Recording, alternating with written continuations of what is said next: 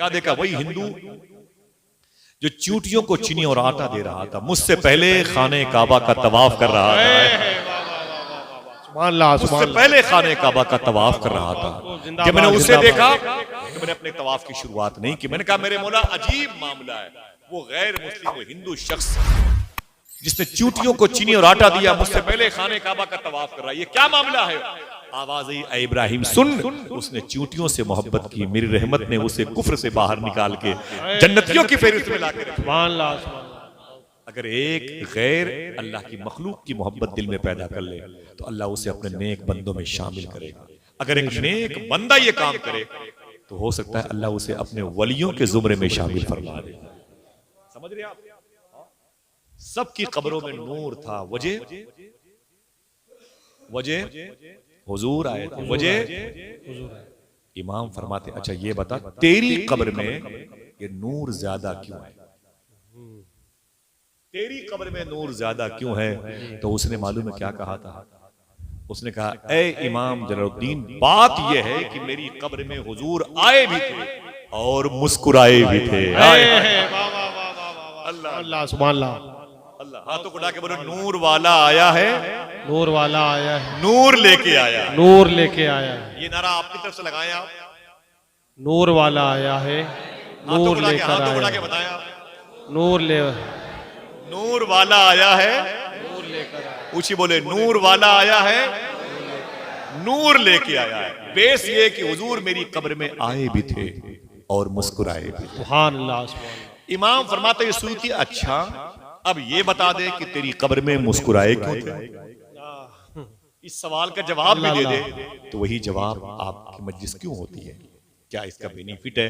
वो कहता ऐ इमाम सयूती, बात यह है कि मेरी छोटी सी दुकान है, मेरी छोटी सी दुकान थी और मैं उसमें से अपना माल बेचता था। मेरी आदत थी रोजाना दुकान का शटर बंद करने से पहले, दरवाजा बंद करने से पहले, दुकान बढ़ाने से पहले, ताला लगाने से पहले मैं अपनी इनकम का एक सिक्का निकाल कर एक झोले में डाल देता था, एक झोले में डाल देता था।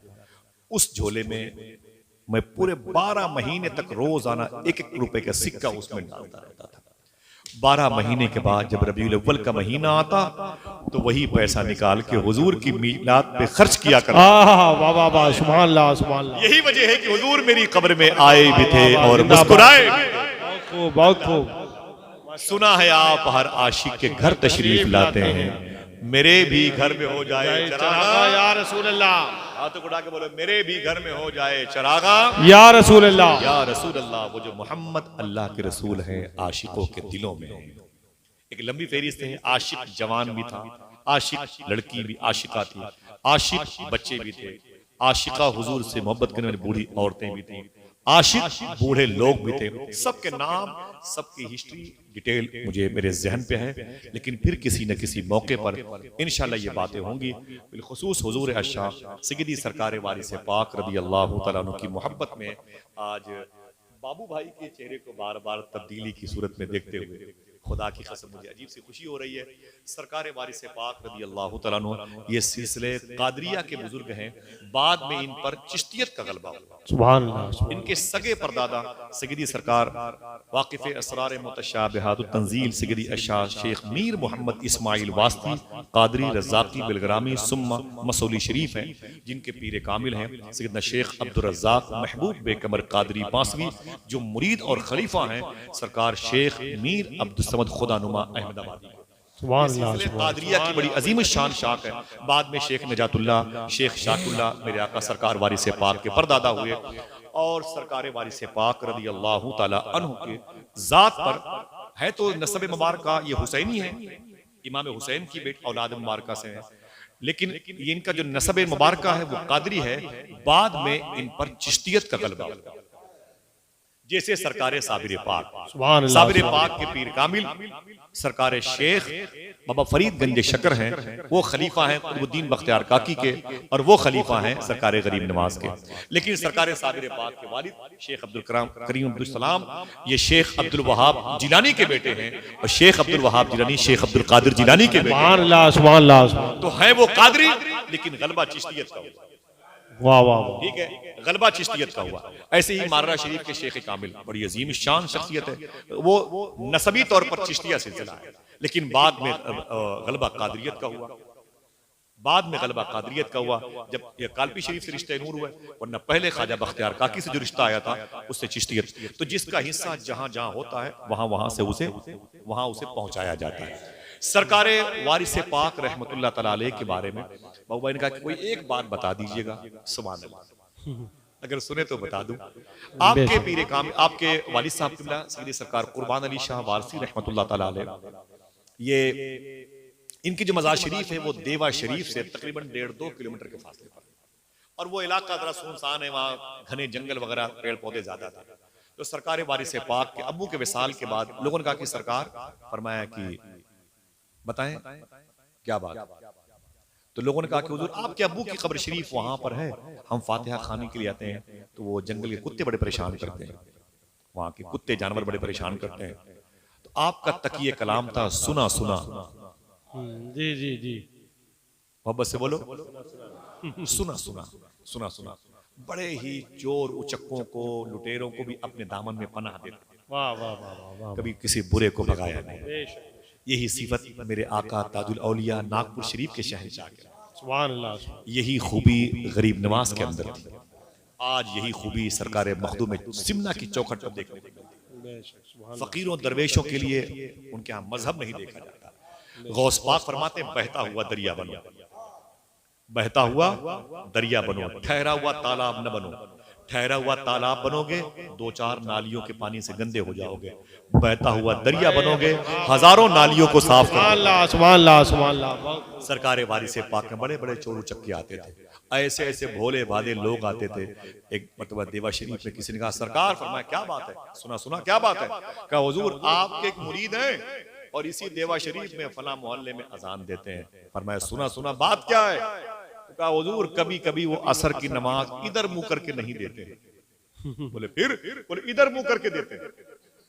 इतने भोले भाले उनके मुरीद सरकार, लेकिन भगाया नहीं, हटाया नहीं। अच्छा उसे बुला के लाओ, सुना सुना बुला के लाओ। अब वो मुअज्जिन साहब आए, बोले इधर आओ, सुना सुना। फिर आका फरमाया ये तकिए कलाम था नहीं, ये तस्बीह मुबारक थी, ये तस्बीह मुबारक। अल्हम्दुलिल्लाह रब्बिल आलमीन। ओ क्या बात, हर हर्फ में हुजूर के नूर के जलवे, अल्लाह की कुदरत के जलवे मौजूद हैं। फरमाया मैंने सुना है कि तुम कभी कभी असर की अजान पूरब की तरफ मुंह करके देते हो और देना इधर चाहिए। उसने कहा सरकार माफी चाहता हूं। बोलो क्या बात है। बड़ा भोला आदमी था।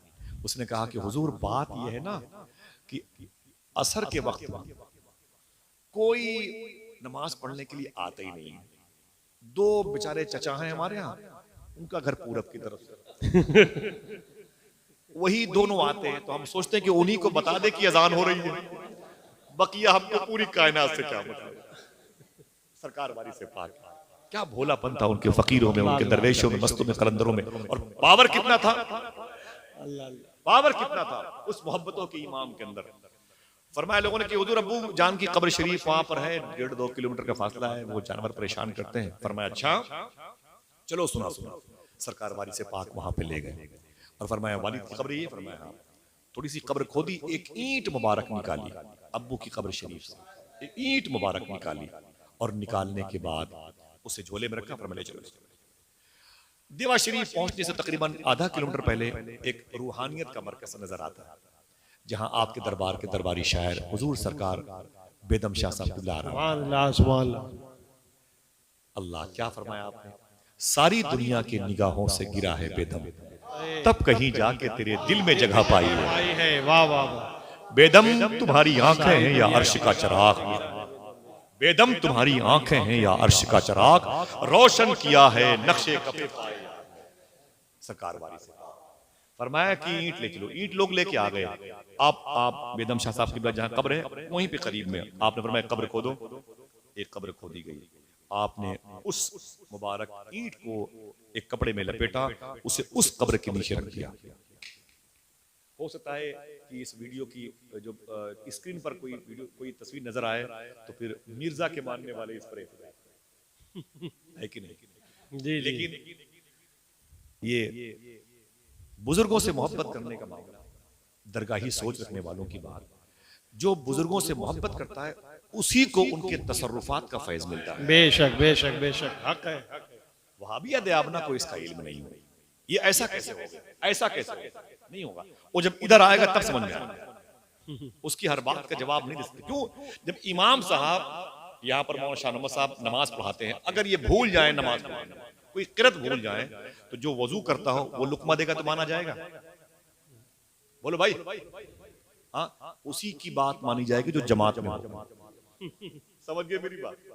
तो जब इधर आ जाओगे तुम्हारी बात नहीं मानेगी। जमात से बाहर वालों के सवाल का जवाब नहीं दिया जाएगा। समझ गए ना? सरकार ने फरमाया ईंट रखो, ऊपर से पटरा बिछा दिया, मिट्टी डाल दी, एक चादर बिछा दी, फरमाया सुना सुना ऐ मेरे मुरीदो, आया करो, यहीं पे फातिहा पढ़ के चले जाओ। सुभान अल्लाह, सुभान अल्लाह। यहीं पे आया करो, फातिहा पढ़ के चले जाया करो। लोग आते थे, फातिहा खानी करते थे, चले जाते थे। किसी ने कहा एक दिन सरकार, फरमाया सुना सुना क्या बात है? कहा हुजूर जब तक आप हयात से है ना तब तक तो कोई दिक्कत नहीं, और बाद में इस पर बड़ा इख्तलाफ होगा। मौलवी साहिबान कलम की तलवार लेके टहल रहे हैं, वो छोड़ेंगे नहीं, सरकार बड़ा फितना उठेगा। बोले क्या बात है? सुना सुना। फरमाया अब्बू की कब्र वहां है, आपने ईंट रखी है ला करके, और कहते हैं कि वालिद की कब्र फातिहा पढ़ लो। सुना सुना। सरकार बड़ा फितना उठेगा, बड़ा इख्तलाफ होगा। सरकार वारिस से पाक फरमाते हैं अच्छा ऐसी बात है, तो चलो फिर अब्बू की कब्र पे। फिर उसी कब्र पे आए जो बाद में बनी थी, जिसके नीचे ईंट थी। फरमाया चादर हटाओ, मिट्टियां हटाएगी, चादर हटाई, मिट्टियां हटाएगी, लकड़ी के तख्ते हटाए गए। जब खुदा की कसम लकड़ी के तख्ते हटाए गए तो लोगों ने नीचे देखा तो कुछ और नहीं, उनके अब्बू की लाश मुबारक नजर आ रही थी। हक वारिस, क्या मतलब? हक वारिस रदी अल्लाह सुभान अल्लाह। क्या मतलब? जब उनके गदा भर देते हैं शाहाने ज़माना की झोली, मोहताज का जब ये आलम है, मुख्तार का। अल्लाह ताला उनकी मुबारक तालीमात का असर है कि हिंदुस्तान में इस्लाम फलता है, फूलता है, आगे बढ़ता है। समझ रहे? दुनिया कुछ भी कर ले, इसे खत्म करने के लिए नस्लें खत्म हो जाएंगी।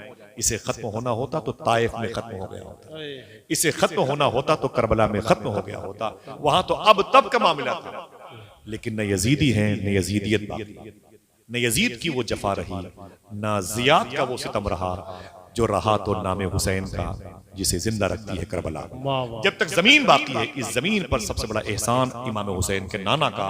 अजानों में किसी के बाप का नाम नहीं लिया जाएगा, लिया जाएगा तो इमाम हुसैन के बाप का नाम, और ये चलता रहेगा इंशाअल्लाह। अल्लाह फलस्तीन के लोगों को और हिम्मत ताकत दे, आमीन, और लोगों के अंदर हसासियत पैदा करे, हिंदुस्तान में मोहब्बत का माहौल बाकी रहे।